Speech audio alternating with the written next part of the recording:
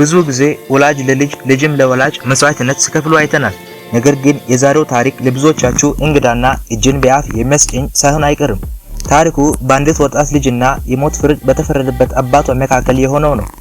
አባቷ በእስር ቤት በራብ እንዲሞት ተፈርዶበት ሳለ ልጁ አባቷን ለማዳን ያደረገችው አስገራሚ ድርጊት የራሷን ጡት ማጥባት ነበር።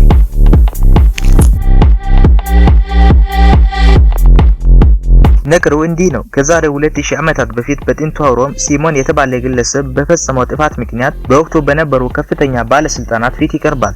ባለስልጣናቱም በሞት እንዲቀጣ ይፈርዱበታል። አሟሟቱም እጅግ ዘግናኝ በሆነ መንገድ በእስር ቤት ውስጥ በራብ እንዲያልቅ ነበር። በዚህ ጊዜ ልጁ ፔሮ አባቷ በህይወት እስካለ ድረስ ወደ ወህኒ የተመላለሰች እንድትጠይቀው ትማጸናለች። ባለስልጣናቱም ምንም አይነት ምግብ ይዛ እንዳትገባ በጥብቅ አስጠንቅቆ ፈቀዱላት። ነገር ግን ወዲያው ይሞታል ተብሎ የተገመተው ሲሞን ሳይሞት ቀናትና ሳምንታትን አለፋ። በነገሩ ግራ የተጋቡት የወህኒ ዘበኞች በጥብቅ መከታተል ሲጀምሩ ያዩት ነገር እጅግ አስገራሚ ነበር። ልጁ ፔሮ አባቷ እንዳይሞትባት የራሷን ጡት ስታጠባው ተመለከቱ።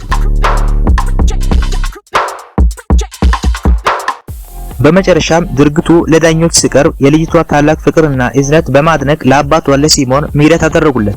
ይህም ታሪክ የሮማውያን እዝነት በሚል ስያሜ በታሪክ መዝገብ ላይ በክብር ስፍሮ ይገኛል። ውድ ተመልካቾቻችን ይህ የልጅቷ ድርጊት ታላቅ መስዋዕትነት ነው ወይስ ነውር?